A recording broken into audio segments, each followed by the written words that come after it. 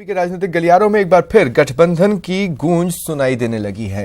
BJP को कड़ी टक्कर देने के लिए बुआ बबुआ एक बार फिर एक साथ मैदान में उतरने जा रहे हैं।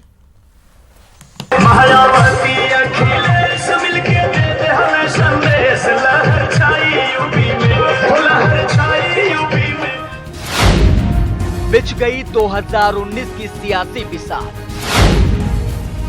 बुआ बबुआ फिर आए साथ।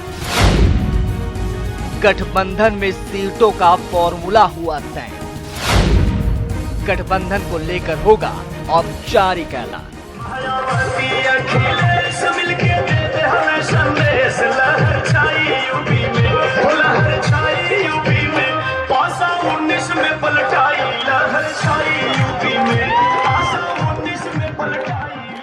तो यूपी की सियासी पिच पर बीजेपी को चुनौती देने के लिए एक बार फिर से गठबंधन तैयार हो रहा है। उपचुनाव में सुपरहिट रही बुआ बबुआ की जोड़ी एक बार फिर तैयार है 2019 का सियासी पासा पलटने के लिए। सूत्रों की माने तो प्रदेश की 80 में से 74 सीटों पर मायावती और अखिलेश एक साथ मिलकर चुनाव लड़ने जा रहे हैं।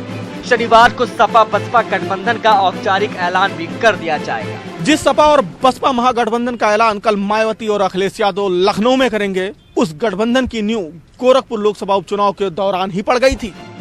2014 के आम चुनाव और 2017 के विधानसभा चुनाव में मुंह की खाने के बाद बसपा सपा गोरखपुर और फूलपुर के उपचुनाव में एक साथ मिलकर लड़ी और दोनों ही सीटों पर गठबंधन को बड़ी सफलता मिली। और अब 2019 के लोकसभा चुनाव के लिए भी सपा बसपा गठबंधन का फॉर्मूला लेकर ही मैदान में उतरने जा रहे हैं। यूपी में गठबंधन के लिए फॉर्मूला तय हो चुका है। 2019 के लोकसभा चुनाव में सपा और बसपा 37 सीटों पर चुनाव लड़ सकते हैं।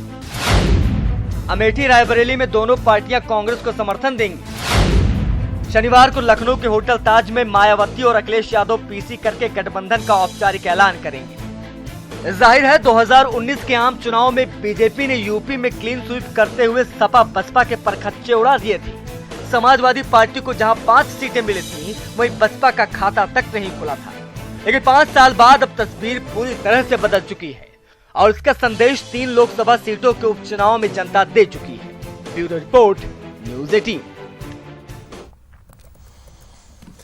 खबर करौली से है। यहां मासलपुर थाना क्षेत्र में डकैतों ने कोहराम मचा रखा है। डकैतों का एक वीडियो वायरल हुआ है। साफ साफ तो हम नहीं दिखा सकते, लेकिन बता रहे इस वीडियो में रामलखन गुर्जर डकैत एक शख्स को टॉयलेट पिलाता दिखाई दे रहा है और दूसरा वीडियो बना रहा है। बताया जा रहा है डकैत एक पुलिस केस में राजीनामे का दबाव बनाने के लिए ऐसा कर रहे थे। उन्होंने धमकी भी दी और 22,000 रुपए भी निकाल लिए, जंगल में फेंका और चले गए। पीड़ित ने मासलपुर थाने में मामला दर्ज करवाया है।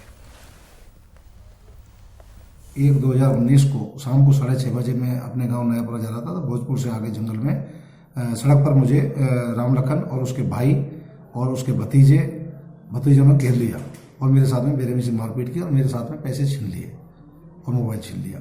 इस तरह की उसने घटना और मेरे नाक में नथ डाल दी। इस तरह से उसने घटनाक्रम की एक रिपोर्ट तहरीर पेश की थी, जिसमें हमने 7 तारीख को जैसे ही वो रिपोर्ट।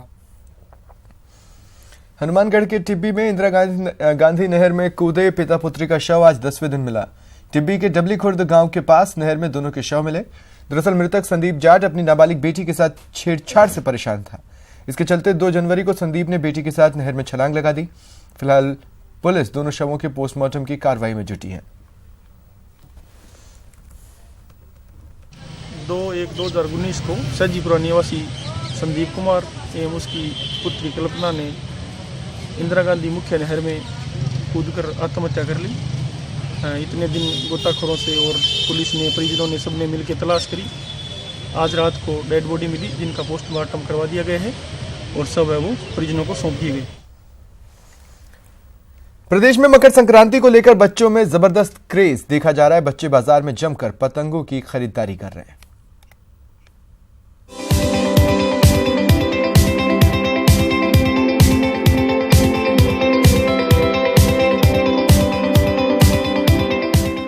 सरदार पटेल पतंग, पीएम मोदी पतंग, बड़े पतंग, छोटी पतंग, रंगीली पतंग, सजीली पतंग, जैसी चाहो वैसी पतंग। जी हाँ, जैसे जैसे मकर संक्रांति की तारीख पास आती जा रही है, वैसे वैसे बाजार में पतंगों की वैरायटी बढ़ती जा रही है और लोगों का पतंग का क्रेज रफ्तार पकड़ने लगा है। 14 तारीख का इंतजार है। पतंगे मार्केट में कम मिल रही है और रेटें भी ऊंची है, गई साल से 1.5 दूनी दाम में मिल रही है। हाँ, पहले ले लें पतंगे, फिर क्या पता मार्केट में माल मिले ना मिल पाए। बच्चों के लिए पतंगे, मांझा, डोर ये खरीद रहे हैं। मकर संक्रांति के मौके पर शहर का शायद ही कोई ऐसा बाजार होगा जहां पर दुकानें पतंगों से नहीं सजी होगी। रंग बिरंगी ये पतंगे हर आने जाने वाले का मन मोह रही है। इस बार सरदार पटेल की स्टैचू और पीएम मोदी के चित्र वाली पतंगों की खासी डिमांड है। पतंग उड़ाने की बहुत हमें, हमारे गांव में बहुत पतंग उड़ती है, हमें पतंग उड़ाने का बहुत इंतजार है। सवाल जब पतंगबाजी का होता है तो मांझे से कोई कैसे कंप्रोमाइज कर सकता है, इसलिए इस बार पतंगों के साथ साथ मांझे की खास क्रेज देखा जा रहा है। मांझे के रेट में 10 से 20% का इजाफा देखा जा रहा है और बाजार में 2 रुपए से लेकर 70 रुपए तक का मांझा बिक रहा है। नयापन मोदी और सरदार वल्लभ भाई पटेल को लोग ज़्यादा लाइक कर रहे हैं। जो दोनों की चित्र की पतंगें आई हैं वो भयंकर क्रेज है उन पतंगों का और भयंकर बिक रही हैं। मिनिमम 2 रुपये से स्टार्ट है और मैक्सिमम 70 रुपये तक की पतंगें हैं। मांझे में अपन बात करें तो समीर, वसीम और इद्रिश और जाकिर, इनकी डोरें ज़्यादा बिक रही है। शन्ना की डोर की भयंकर डिमांड है। बात जब मांझे की होती है तो खतरनाक मांझे का ध्यान भी जरूरी है ताकि इंसान के साथ साथ परिंदों की सेहत को लेकर भी सावधानी बरती जा सके। तो अब पतंग प्रेमियों को इंतजार है मकर संक्रांति के दिन का, जिस दिन आसमान रंग बिरंगी पतंगों से भर जाएगा। न्यूज 18 राजस्थान के लिए दौसा से आशीष शर्मा की रिपोर्ट। यूपी में ऐसी सर्दी पड़ रही है कि इंसान तो इंसान, भगवान भी ठिठुर रहे हैं और भगवान को ठंड से बचाने के लिए मंदिरों में अलाव और ब्लोअर की व्यवस्था करनी पड़ी है। ठंड ही इतनी प्रचंड है कि भगवान के लिए गर्म कपड़ों और अलाव का इंतजाम करना पड़ा है। ये तस्वीरें अयोध्या के मंदिरों की हैं, जहां भगवान को ठंड से बचाने के लिए खास व्यवस्था की गई है।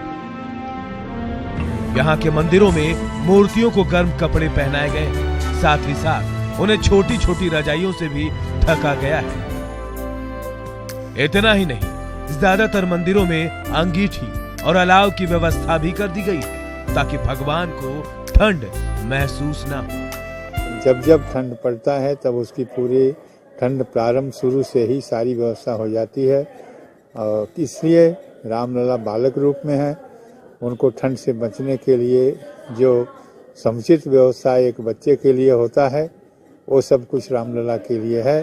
रजाई है, कंबल है और फ्लोर है और हमें गर्म पानी से और व्यवस्था हो जाती है। जिन भगवानों के लिए भव्य मंदिर है उनके लिए तो खास व्यवस्था है, लेकिन रामलला तो टेंट में है, जिसकी वजह से उनके लिए अलाव की व्यवस्था नहीं की जा सकती। ऐसे में उन्हें ठंड से बचाने के लिए क्या व्यवस्था की गई है वो भी जान लीजिए। ठाकुर जी को प्रातःकालीन तो सुसुम जल से हल्का गर्म हो उससे स्नान कराया जाता है और ऊनी वस्त्र, सर्दकालीन वस्त्र अलग होते हैं, ऊनी वस्त्र पहनाए जाते हैं और मखमल के जो मोटे वस्त्र होते हैं गर्म वो पहनाए जाते हैं। साथ साथ वहाँ पर जैसे बिजली है तो रूम हीटर है, नहीं तो अंगीठी जिसका धुआं समाप्त हो जाए ऐसे अंगीठी जला के ठाकुर जी के समीप में रखी जाती है। ठंड से बचाव के लिए आजकल भगवान को तिल और गुड़ का भोग भी लगाया जा रहा है, यानी साफ है ठंड से बचने के लिए जिस तरह की व्यवस्था खुद के लिए भक्त करते हैं ठीक वैसी ही या उससे भी अच्छी व्यवस्था भगवान के लिए की जा रही है ताकि भगवान को ठंड से कोई परेशानी ना हो। Bureau report, news 18 network.